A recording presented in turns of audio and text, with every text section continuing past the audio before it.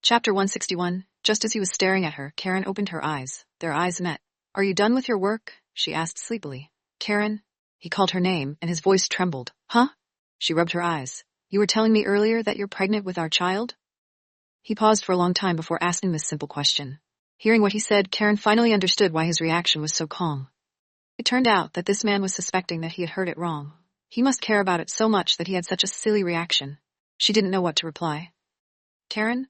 He called her name again, followed by a nervous swallow. "Yes, I'm really pregnant with our child, Mr. Leo Kyle." She nodded and looked at him with a faint smile.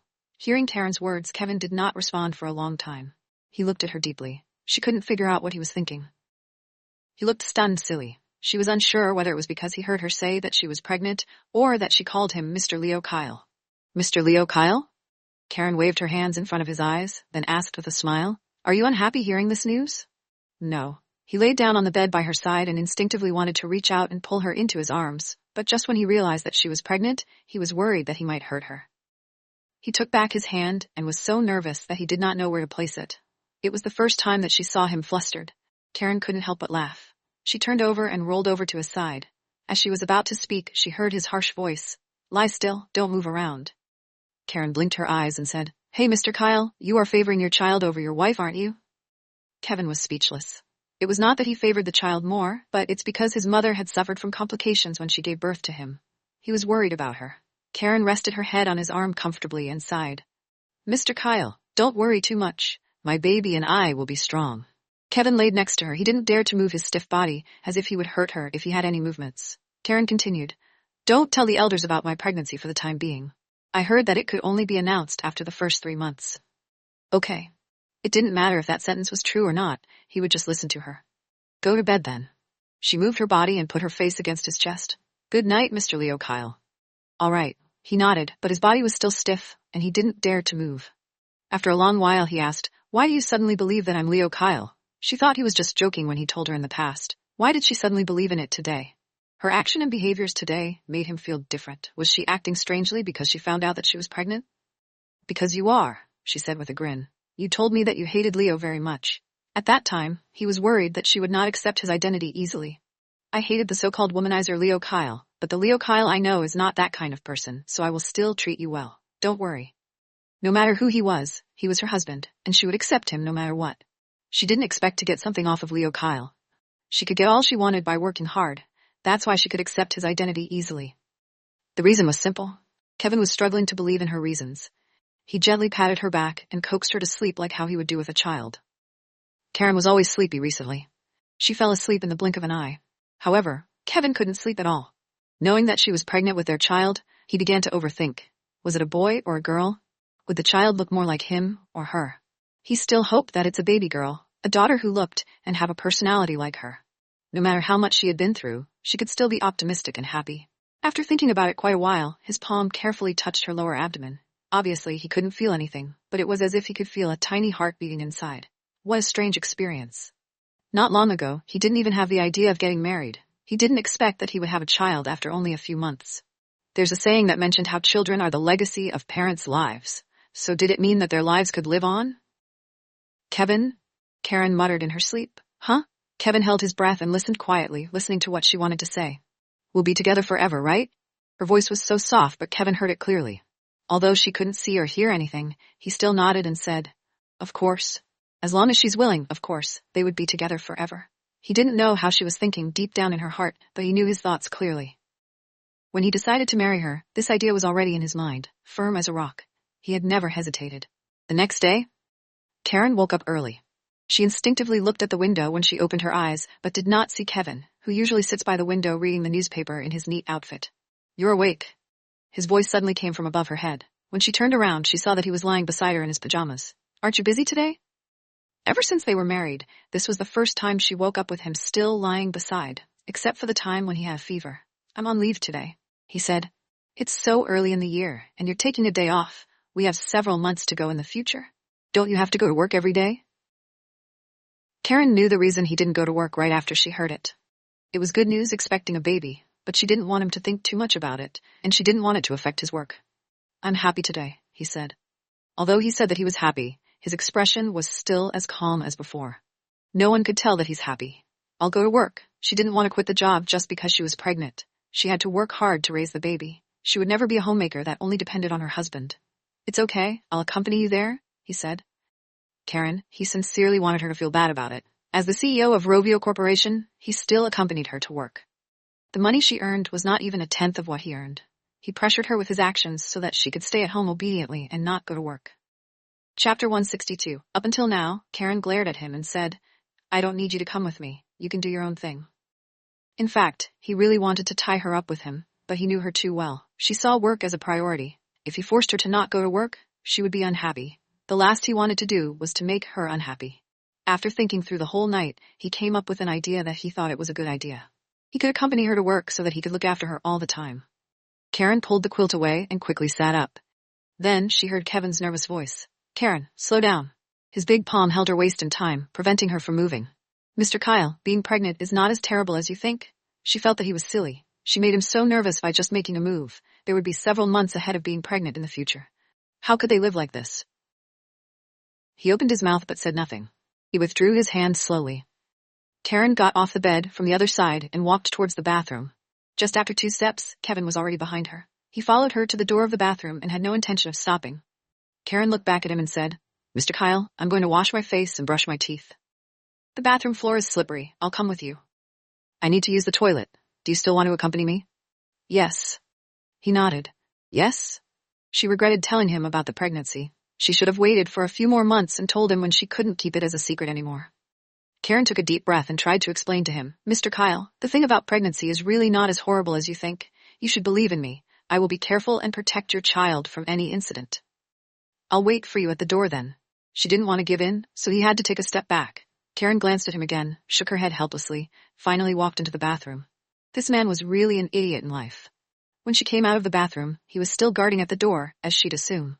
He was so nervous that he looked at her from top to bottom. He immediately reached out to hold her. Karen, Mr. Kyle, you will pressure me if you keep on doing this. She patted him on the chest and sighed. Relax, it's me who will have to give birth, not you. He was so worried and nervous only because she was the one who's giving birth to the baby. If it would have been him that's going into labor, he wouldn't care. Go get changed. After breakfast, do what you need to do. Karen said as she walked, but every step she took, he followed. She stood still, turned around and stared at him, and said angrily, Kevin, if you keep following me, I'll be annoyed. She was so angry that she wanted to rush over and knock him out so that he couldn't follow her so closely and get all tangled with her. Kevin stood still, but his eyes moved with her. Karen went to the changing room to get changed and then went downstairs to eat. She didn't look at the man who was still standing there in a daze. Seeing his silly behavior, it was really hard to imagine that he would be the decisive, cold-blooded, and ruthless corporate ruler at work. But on second thought, he had made a clear distinction between work life and daily life. He would never bring his work into their lives. She might like him just because of this. Although he is not a sweet talker, he cared everything about her. Karen wanted to refuse his offer of sending her to the studio, but when she saw Kevin's worried eyes, she gave in and agreed to let him drive her there. She didn't want him to worry about her. However, he would call her every hour to check in on her when she was at work. She was so angry that she wanted to smash her mobile phone. In the end, she turned off her phone in order not to let him disturb her work. Staring at the dim screen on the mobile phone, Karen gritted her teeth and thought furiously, Mr. Kyle, let's see what else you can do. However, it didn't take long for Karen to regret this idea. Kevin couldn't get through to her, so he came to the studio directly. When Kevin came, Faye Reed was serving a customer. He wore a silver-gray handmade suit, and his eyes under his glasses were cold. As he glanced around, he saw Karen. His sudden appearance attracted everyone's attention. The bride-to-be who was looking at some gowns was almost staring at Kevin, which made her man beside her extremely frustrated. He turned the bride's head and said, You are going to marry me soon. What are you looking at? Can't I just have a look? The bride-to-be said unhappily. Mr. Kyle, are you here to see Mrs. Kyle? Faye greeted him with a smile, letting others know that this gentleman was married. Yes. Kevin nodded and fixed his eyes on Karen, who was busy sketching a draft in her desk. Karen looked up at him, raised her hand, and pinched between her eyebrows. She thought in her heart, why on earth is this man here? Doesn't he know that she can't concentrate like this? Not only today, but in the next few days, Kevin was in such a tense state. It was not until a week later, when he was sure that she was not as weak as he had imagined, he returned to his normal state gradually. In weeks' time, they lived like this every day, simple but warm. Likewise, Christine Daly had also lived comfortably for the past few days. One day, when she was having lunch, an unexpected guest came to visit. Charlie sat down on the other side of the table and still behaved like a young master. Go and get me a bowl of soup. Christine looked up at him coldly, then lowered her head to eat. She didn't want to pay attention to him. Don't you hear me? Charlie slammed on the table and sneered. Believe it or not, I will make you deaf for real. It took Christine too long to figure out what kind of person Charlie was. Of course, she knew that he might really make her go deaf, but she would not give him that chance. She got up and glanced over Charlie gently. Then, she turned around and went to the kitchen. The Gook family was defeated, and Bernard was caught. Their family property had been sealed up. Charlie had been asking for help all the time, but all of his requests are rejected. He even hadn't a decent meal, which was as miserable as a stray dog. As soon as Christine left, he picked up the chopsticks and gulped down the dishes on the table. He cursed. Bitch, I'm suffering outside and you're here living a good life. After a long while, Christine came out of the kitchen with a big bowl in her hands. She filled up Charlie's bowl with soup. Charlie looked up at her and said, Turn away. Don't let me see you. You ruined my appetite. He asked her to turn her face away, and Christine did so. She didn't want to see his face either, in case she'll have a nightmare in the future. Chapter 163. Although January was almost over, it was still cold in Beaufort City. Christine Daly had not stepped out from home from the past few days. She was home all day long, but dressed herself up beautifully still. Since young, she had always been a woman who cared about her looks. She did not give up although her face was ruined. She thought that good makeup was equally important. From behind, people couldn't see her scarred face. Looking at her silhouette, she would still be outstanding. Her waist was slim and her wavy blonde hair was hanging freely on her shoulders. Charlie picked up the bowl and took a few sips. Then his eyes fell on Christine's back. She was wearing a bright red coat today. The coat was as red as blood. It was so red that it was shocking. He stared at her for a long time. Charlie didn't want to look away. It doesn't make sense that she's still listening to him like she used to. Could it be? Thinking of this, Charlie looked away from her and turned to the soup in the bowl in front of him. He drank it too fast because he hadn't had a good meal for days. He didn't notice that the taste of this soup was different than before. At this moment, he tasted a hint of drugs in the soup. It was definitely not the scent of herbs, but another kind that he didn't know about. Fuck, he cursed, picked up the bowl, and threw it at Christine. What the fuck did you put in this soup, bitch? He shouted angrily. The bowl hit Christine's back, making a muffled sound. The hot soup instantly left a greasy stain on her red coat. The soup dripped along with the coat and reached the ground. Christine did not look back. She straightened her back and stood as stiff as a sculpture. Seeing her response, Charlie was even angrier. He grabbed a spoon from the table and threw it towards Christine again. Are you fucking dead? Turn around! The spoon did not hit Christine this time. Instead, it passed by her ear and fell next to her feet, making a tinkling sound. She clenched her hands by her side as if she was going to bury her nails into her palm. She bit her lips and slowly turned around, smiled slightly as if she was pretending to be calm. Master Gook, I'm kind enough to feed you the dog's soup. It's fine that you don't pay me gratitude, but you dared to hit me with a bowl of soup. What do you think I should do with you? She said ruthlessly, but her eyes were shining. Her smile, which she had tried her best to maintain, stretched the scar on her face, revealing a disgusted look. Looking at Christine's distasteful scar and listening to her words, Charlie suddenly felt nauseous. His heart sank, and he looked back at the bowl of soup in front of him. There must be something wrong with the soup, but he didn't know what the bitch added inside. He stood up abruptly, but his head felt numb. Before he could think, the monstrous anger took over his mind. He stepped over next to Christine and grabbed her hair. Bitch, you try to kill me? It's not that easy. Then, he grabbed Christine's head and slammed it against the table. I'll kill you today, bitch. Christine couldn't react in time, and she's far weaker than Charlie. Suddenly, she heard a muffled sound exploded in her ear, followed by a roar in her head. Over these few days, Christine did not get anything done. She could only think of how to kill the bastard, Charlie. She wanted to kill him and take everything away from him. She wanted him to pay the price for the things he had done. Initially, she was still thinking about how to approach Charlie, but who knows that this bastard would come to her by himself. She almost got flooded with joy while preparing chicken soup for this bastard, and put the sleeping pills she had kept for a long time into the chicken soup. Everything was flawless, and she could soon kill her enemy. It turned out that Charlie had discovered it. The person who should have died was punching and kicking her at this moment. She could not do much but scream. One after another, she felt a stabbing pain in her lungs with every punch. Go to hell, Charlie roared. Knowing that this damn bitch poisoned him, he couldn't suppress his anger. He cursed at Christine. Bitch. War. While kicking, stepping, and beating her mercilessly. After some time, Christine had no strength left to scream, and Charlie stopped. He looked at Christine, who was like a broken doll on the ground, with satisfaction, and smiled smugly and spat on Christine's scarred face. Bitch, he said, and sat back in the chair, panting.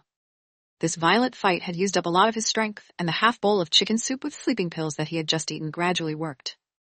At this time, he felt lethargic and needed to lie down. However, before he could sit still, he felt someone standing next to him. He instinctively stretched out his hand to grab the figure. At this moment, the sleeping pill began to work. His reaction was significantly slower, and his hand missed the figure. He looked over to Christine's direction and found no one there, only a small pool of blood was left. Charlie was shocked and knew that this was bad. He quickly turned around to look for Christine. Before he could find her, a heavy object hit his head. Charlie felt a sharp pain and fell to the ground. He was angry, afraid, and screamed as he saw Christine, who was holding a hammer, looking down at him. Christine was smiling, and her grin stretched out the scars left by him, which was particularly disgusting and terrible. But unexpectedly, it looked beautiful. The smile was genuine. For a moment, Charlie saw a flash of their childhood memories in Christine's eyes. She was beautiful and innocent when they were young. She was following him and cried softly, "Charlie, am I pretty?" "You look pretty," he wanted to answer in this way, but as he blinked, the cute vision disappeared, and her cute face was covered with long and deep knife marks again. It was he who did all of these. Suddenly, Charlie felt a fear that he had never experienced. He wanted to scream and escape, but the sleeping pills were slowing him down. The sharp pain on his head affected his voice. Christine approached Charlie step by step. Looking at this man whom she once yearned for, now squirming like a dying bug, filled her heart with joy. He was so ugly, just as ugly as her. She giggled and suddenly rushed over and sat on Charlie's body like how he used to sit on hers. "I won't die." She smiled hideously and murmured, "You're the one who should die." Then she raised the hammer in her hand and smashed it on Charlie's head. "Christine, don't!" Charlie screamed for mercy, but failed to stop the falling hammer. One after another, the hammer fell, again and again. Chapter 164, Charlie's head was smashed into pieces. "It's you! It's you! It's you! It's you!"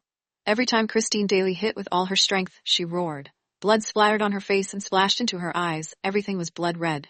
She didn't stop hitting until she had run out of all her strength. Charlie was no longer what he used to look. He was unrecognizable after being smashed by her. Ha ha ha. Looking at her masterpiece, Christine laughed abruptly until she burst into tears. Tears and blood were mixed together. It was sweet and bitter, just like her life. All of a sudden, she lost all her strength and collapsed beside Charlie's body. She looked at the disfigured body. Suddenly, she stretched out her hand and hugged him. "Charlie, am I beautiful?" she asked. She didn't get an answer. The only thing that could be seen was the blood that was flowing endlessly. A long time passed. The sky was already dark when Christine woke up. She glanced at the ice-cold body on the ground and climbed to the side to pick up her cell phone. She scrolled to a recent contact number and dialed. After a long while, someone picked up. A pleasant voice came from the other side saying hello. The voice was very pleasant. She felt like it came from another world. Christine took a deep breath and then said coldly, "I killed someone." It was silent from the other side, but Christine could picture the man's smiling face. Compared to Beaufort City, the weather in Chatterton Town was getting better day by day. It seemed that people's moods would get better with the good weather. Karen didn't sleep as much as before, but she began to vomit. The sickness came every morning and evening, and she felt unwell due to the constant throw-up. Kevin was by her side, and he couldn't do anything but just felt anxious. The maternity doctors he hired for her were the best, but all of them told him that this was a normal reaction of a pregnant woman at the early stage of pregnancy. Karen was in such a bad condition, but those stupid doctors told him that it was a normal reaction. For the first time, he felt helpless. He asked Aunt Jen to prepare some light and nutritious food for pregnant women as best as she could. But tonight, Karen could only take a bite before she began to vomit again. What made Kevin even mad was that Karen insisted on working in the studio every day, despite her sickness. She said that she had to work hard to make money for the baby. It was not that he could not afford to raise her and her child. He really wanted to tell her this, but he knew that she had a strong ego. It would be an insult to her. Before they got married, he gave her his credit card. But throughout these few months, he had never received any charges, which meant that she had never used his money. The fact that she didn't want to spend his money made Kevin feel uncomfortable. They were husband and wife, his money belonged to her too, but she didn't want to spend it. Karen bent over the toilet seat and vomited for a while, but there was nothing coming out. It made her lose all her strength. She turned around and smiled at Kevin. "Don't worry, it's common for pregnant women." Kevin held her in his arms and was about to say something, but she reached out and touched his eyebrows. "Don't frown constantly, it's not pleasant." Her voice was as gentle as a feather stroking his heart softly, making him both happy and worried. He pressed her into his arms, placed his chin on her head, and whispered, "Karen, let this be our only child. I don't want you to suffer any more in the future." He would rather not to have more children than see her suffering like this. She could not eat anything these days. And she became thinner. She was so thin that a gust of wind could blow her away. During the checkup yesterday, the doctor said that the baby was all right. But it still needed more nutrition, so the mother had to eat more. Listening to the doctor's advice, even if she couldn't eat anything at all, she still tried her best. She said that she could starve herself, but she couldn't starve the child. Hearing what she said, Kevin hated himself for not using contraception at the beginning. If he hadn't gotten her pregnant, she wouldn't have to suffer so much. This is the first child. It will definitely be harder. When it comes to the second, the third, or even the fourth child, these symptoms would go away, Karen said with joy. It seemed that the person who had suffered so much before was not her. To her, a child was not enough. She wanted to have a group of children with him so that they would have many children filling the house. So fun. She wanted to educate the children to love each other since they were young. When she grew old with Kevin in the future, the children would be there for each other. The key was that she didn't want her children to be as tired as Kevin. If she had a few more children, they could share the responsibilities together when they take over Kevin's work in the future. They wouldn't have to count on one child alone. Don't say that. He helped her up and filled a glass of water for her to wash up. After gargling, she looked at Kevin, who was still frowning, and suddenly an evil idea came to her mind.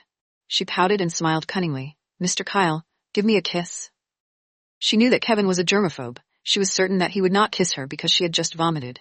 Therefore, she just wanted to tease him and see how he reacted to her prank. However, she had never expected that Kevin not only lowered his head to kiss her, but also gave her a nice French kiss. The kiss made it hard for her to breathe, so he let go of her and stared at her face with deep eyes. "If this will make you feel better. Then, in the future." Before he could finish his sentence, Karen felt sudden nausea and ran back to the toilet to vomit. To be frank, this was not a good feeling. She felt as if her guts were about to be spat out, but when she thought of how their child was going to be born in a few months, she would feel slightly better. After a while, Karen finally stopped vomiting. She apologetically looked at Kevin, who was by her side, and said, "Mr. Kyle, I'm sorry to make you worry." However, Kevin's face was sullen. He frowned and ignored her. The reason why she felt so uncomfortable was entirely because of him, and she even foolishly said sorry to him. "Are you angry again? You're always angry lately. Do you know that being angry makes you age faster?" She clearly knew that he was mad at her, but she still wanted to tease him to make him talk to her. Kevin got her up to clean again, then carried her back to the room and gently put her on the bed. Just as he was about to get up, she grabbed him. She said with a straight face, "Mr. Kyle, are you tired of being bullied by me every day?" These days, when she was free, she always imagined what if he had enough of her and didn't want to talk to her? Hearing Karen's words, Kevin's expression became even more distressed. He said in a low voice, "Sleep well, don't think too much." Kevin really wanted to get mad at this woman sometimes. He wanted her not to be so silly. He needed her to know that she could rely on him genuinely. Chapter 165. Due to her condition, Karen Daly woke up relatively late these days. It was around 10 o'clock in the morning when she arrived at the studio recently. Seeing her arrival, Faye Reed quickly poured her a glass of plain water. Faye tried to say something but didn't in the end. "Faye, what are you going to say?" They had been friends for years. Karen could easily tell that Faye had something to tell her. Faye thought about it again. Even if she didn't tell Karen about it, she eventually would know it since it's such a piece of big news. It would be better for her to tell Karen, as a reminder. She helped Karen sit down and said slowly, "Karen, how do you feel about Charlie now?" "Why did you suddenly bring that up?" Karen asked. Honestly, all her thoughts were focused on Kevin Kyle and the child throughout this period of time. She hadn't thought about those things and people in the past for a long time. As for Charlie, she did not want to hear any news about this person at all. The Gook family had fallen, and she was not interested to know what would happen to him at all. Faye paid attention to Karen's expression. Seeing that Karen's expression was still calm, she added, "He was dead a week ago. He was killed by Christine." Karen. Although Karen had no feelings for Charlie, when she suddenly heard such news, a complicated feeling was surging in her heart. She still remembered that Charlie was so charming and attractive many years ago. He was the man that many ladies from a wealthy family was chasing after. He once said to her, "Karen, it is the happiest and luckiest thing in my life that I can have you as my fiancée." He once promised her with much confidence, "Karen, you don't have to work and study too hard. When you graduate, I'll marry you. I have plenty of money to support you. I will make you the happiest woman in the world." He once said to her, "Karen, it was that one time I couldn't control myself with Christine. The love of my life is always you." Once upon a time, they used to share so many memories. She knew him since she was a kid. When she first met him, he was only 10 years old. He was childish but always liked to pretend to be an adult. That day, the rain was pouring. Little Karen Daly and little Christine Daly went home after school. The school bus could not enter their residential area, so they would walk a long way after getting off the bus. "Christine, do you like our new school?" A young Karen looked up at Christine, who was holding her hand and blinked her big bright eyes. "The environment of the new school is much better than our previous school, of course. I like it." Christine rubbed Karen's head. "Do you like it, Karen?" "I don't like it." Karen pouted her tiny mouth and shook her head. "I miss my old friends. They won't laugh at you, nor will they laugh at me." But we have moved here, so we must like it, Christine said. As Karen was about to reply, a car sped past them and splashed the pool of dirty water all over them. Karen was nearer to the road. Not only her body was splashed, but her face was wet as well. Her chubby face was covered with mud and water. Karen. Christine took out a wet tissue from her school bag quickly. She wanted to help Karen. Look at those little beggars. Where do they come from? She heard a tender boy's voice and then saw Charlie, who was wearing the school uniform of the most prestigious school in Beeford City, appeared in front of her, looking at the two sisters arrogantly. Suddenly being called a beggar, Karen couldn't be angrier. She rushed over, grabbed his hand, and bit it hard. He raised his hand, but he didn't hit her in the end. He let her continue beating instead. When Karen let go of Charlie, she left a little tooth mark on Charlie's small hand. Karen glared at him angrily, but he suddenly smiled. Are you the second daughter of the Daly family? She stared at him silently. Christine hurriedly went in front to protect her and apologized. Charlie, Karen is still young and childish. Please don't blame her. Karen? He repeated her name and then looked at Christine. Are you her sister? The eldest daughter of the Daly family? Christine nodded repeatedly. Yes, we are the daughters of the Daly family. My father brought us over to your house to visit yesterday, but you weren't home. You're patient, but your sister's got a bad temper. Tell your father to teach her a lesson. After saying that, Charlie turned around and left. Karen, don't you remember what Dad said? Seeing Charlie leave, Christine took out a wet tissue and wiped the dirty water on Karen's face and said, That's the young master of the Gook family. We can't mess with him. Christine, he called us little beggars, Karen said indignantly. Christine had a gentle personality, but Karen's temper was bad. When it came to an unfair situation, Christine would rather endure it, but Karen would not. Just let him be if he wants to. He is the young master of the Gook family after all. Christine took her little hand and pinched her pinkish face. Karen, my sweetheart, you won't want to make a father unhappy, will you? Karen nodded and smiled sweetly at her sister, who was a few inches taller than her. Christine, let's go home. Their family had just moved to this neighborhood, and their parents were not really rich. They would always be bullied by the children in the neighborhood. One day, Christine was blocked by a few children on her way back from school. Those people pointed at her and said, Look, those girls. Even if they live in this neighborhood, they are still poor people. Christine lowered her head and didn't say a word. She endured it, as long as she didn't offend these rich children. Coincidentally, the situation happened to be seen by Karen, who just walked by. Karen would not tolerate their behaviors. She threw her bag away and rushed over to fight those kids. Just as she was beaten up, Charlie appeared and said, Stop. He came over, grabbed Karen up from the ground, and said to the other kids, Don't ever let me see any of you bullying Karen in the future, or you'll come crying to me in the end. Karen shook off Charlie's hand and hugged Christine instead. Christine, don't always be afraid. I will always protect you. Because of Charlie's support, no one dared to bully the sisters ever since. Karen, in turn, became the one that other children avoided. Those people knew that she had Charlie backing her up. Whoever dared to find trouble with her would offend the young master of the Gook family.